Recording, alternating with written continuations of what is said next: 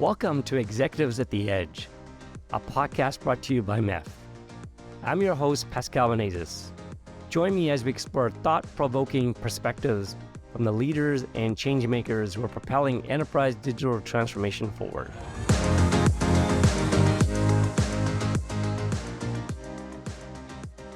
I am so very excited to have Ben Edmond, CEO and founder of Connectbase.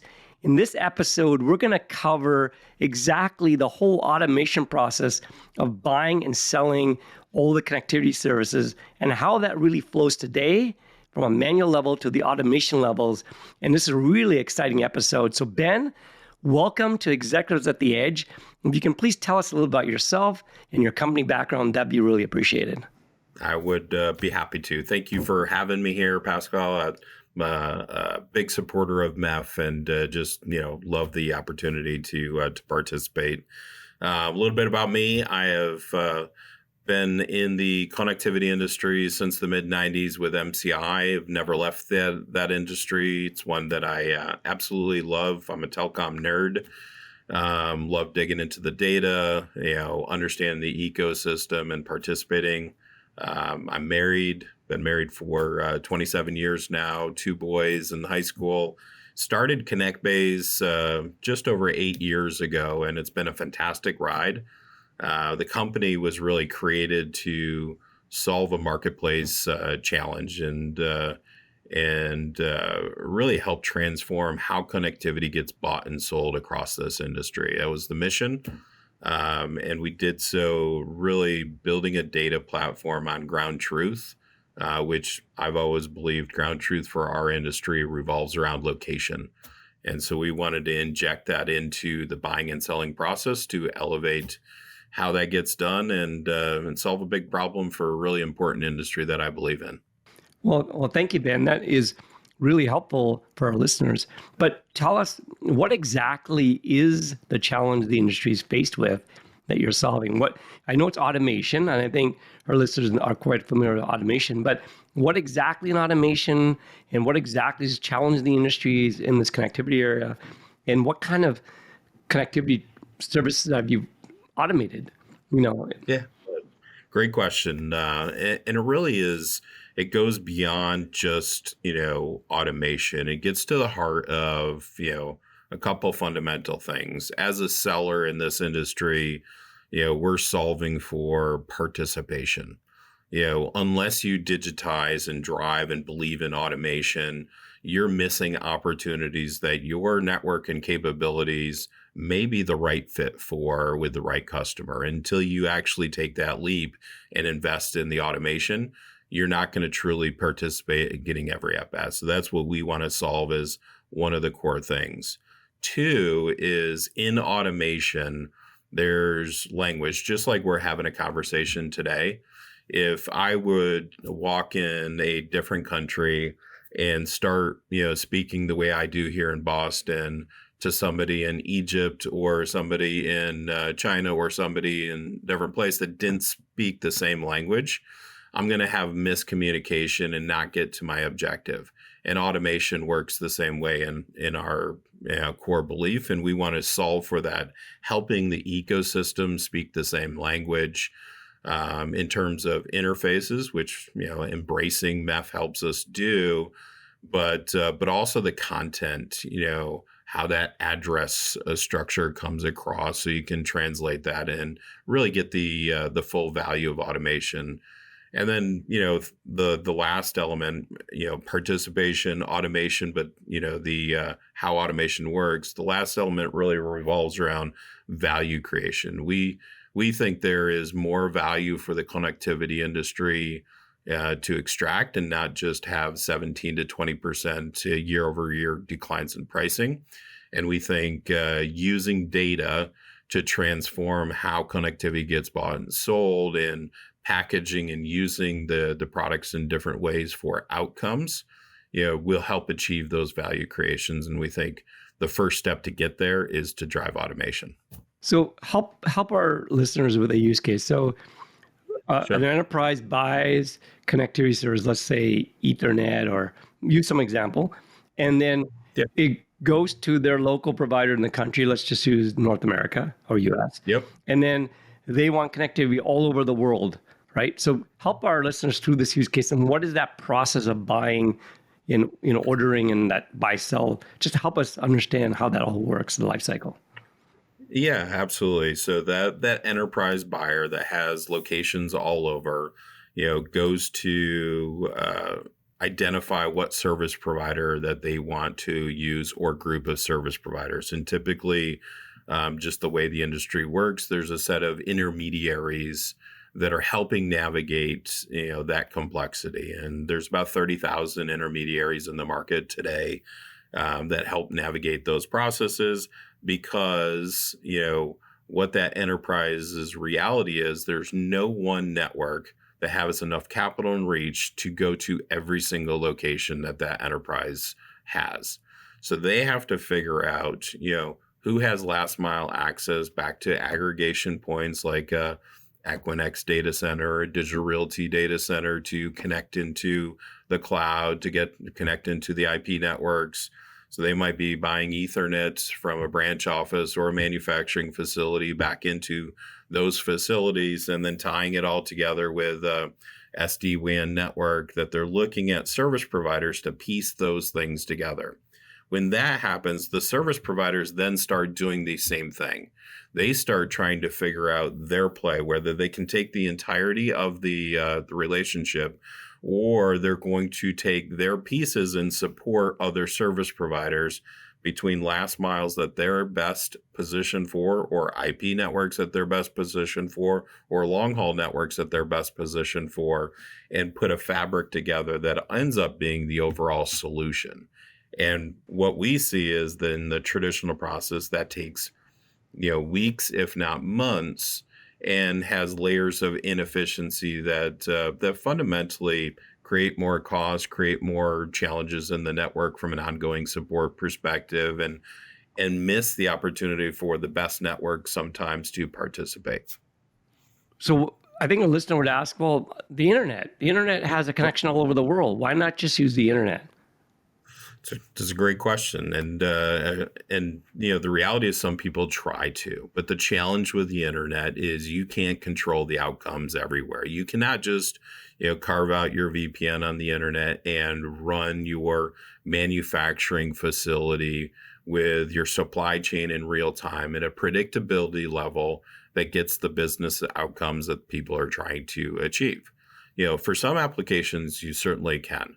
But for corporate America and global 2000 businesses and lots of the world, that's not an acceptable outcome. So they need to carve up private network versus public network to control the experience.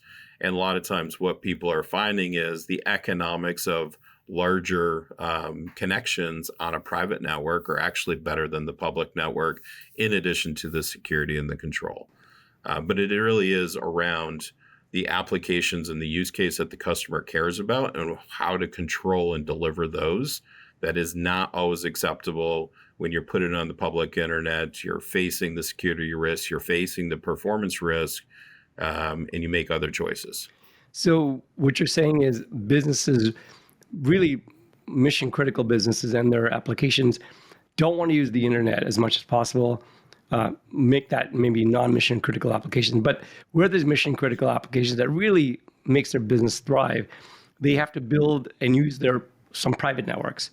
And what you do is help build that. Your Connectbase helps the enterprise goes and gets a quote for any address around the world who can deliver that kind of services, connectivity services. And then further, what you're saying is these enterprises build this private network, and then on top of it, they can overlay SD-WAN services, which even further makes applications perform better. And whether they do it themselves or outsource it to a service provider to do it globally. So is that kind of what you just described in the use case? It is. And then the reality is that some people are using the internet for their delivery mechanism, and that's perfectly acceptable when the application allows for that. But what the reality is in that situation is no one internet provider is everywhere. So finding the right internet provider in Bangladesh for a manufacturing facility might be completely different than Mexico City, which might be completely different than Oklahoma and Toronto. And navigating those who has what where, both for the private network to control the experience and the public internet when that's the right application, requires a deep understanding, a data-driven understanding to get the best possible outcomes. And is that what Connectbase does? That is what Connectbase does, and it brings the service provider suppliers who are fulfilling all those things together in a connected ecosystem to help navigate that. So why automation? So tell us today, they use faxes, emails, phone calls? There's a lot of phone calls, a lot of emails, and a lot of swivel chairs into separate portals, is a traditional way people do that. But email is still the dominant way overall. If you calculate it up, who has the most pass? It's email. I need this at this location, and going back and forth in a set of responses. So basically going to rotary phones in some way. Exactly. Not exactly optimal, not trackable, not you get different formats from providers and responses in the email that you then have to cut and paste and put together to analyze what is the best response. All kinds of challenges that come with doing it in a traditional way. So how does Connectbase do that? They use automation. So walk us the journey of now how automation solves this problem with Connectbase. Yes. So we built a platform that allows a user to log in and create a opportunity that they want to go and quote. That opportunity might be one location, or opportunity might be hundreds or thousands of locations, but they enter the locations first. When they put the locations in, the system starts to querying to understand who has what where. From there, the user puts in their configurations. I want Ethernet, I want a dedicated internet, I want broadband, whatever speeds, feeds, and terms. And then it sends those requirements out to the service providers that are connected into the fabric, and then start responding back in a standardized format, based on each of the providers coming back into that connected framework. And the user, the buyer, gets one view to understand all the responses, and they can put rules in to automate the responses. So, they can pick a preferred vendor, they can pick different terms and speeds over others, and they make their selection on what's best for them. From that process, then it's all about sending out orders instead of going through emails for days and weeks to gather the information. Well, so that sounds really brilliant. Now, so this is the price quote. And then after the quote and they accept it, do you also automate the ordering process too? We do. So we automate the order placement. So we don't stay with it. We're not the service provider. We don't do the orchestration. But we take our software, we take all that good information that is part of the price quote, the location, the product, the speed, all those attributes, and we allow the user to say, yes, I want this. And then they digitize that and send it downstream to whatever provider has for downstream acceptance of the order, and give that order package to the provider. So it reduces the time, it reduces the risk of mistakes, and elevates the ability for the customer to get the connectivity they need faster. So how do you get the ecosystem to participate of all these downstream providers? So don't they have to, there's two parts of the equation. There's the buyer and then there's a seller. So the seller has to be part of this ecosystem. How do you get them in and all their legacy stuff and all that stuff? Do you import all of their addressing and what search they do in every region of the world and their footprints? And that must be complex to bring all that in. It is. It is complex, but at the end of the day, that's what we do. We've raised $50 million in capital. We've built an incredible stack of tools and capabilities, but we actually started with the suppliers, the sellers, and we provide them the ability to connect into our fabric, or if they don't have the applications to manage their serviceability, which is what we call the location reach they don't have a digital product catalog, they don't have a pricing engine. We've built that in a multi-tenant SaaS architecture where they can consume it, put it part of their business system and enable it and then connect that back into the fabric. So we give them choices. If they already have the capabilities, they can simply plug in a standard API fabric and participate. If they don't have the resources, we've enabled that and built it. And we think we've built the best location management system in the world as a starting point to understand who has what where. That's really, really important part of the equation to get automation right, to minimize fallout. That is really amazing what you've done. Now, help us listen our listeners with location. Sure. I know location is a very funny topic, and I know you're an expert. So help our listeners understand what the challenges are on location. Yeah, I mean, I can use a couple examples to describe it. And it really comes down to location is interpreted in lots of different ways by lots of different systems and people.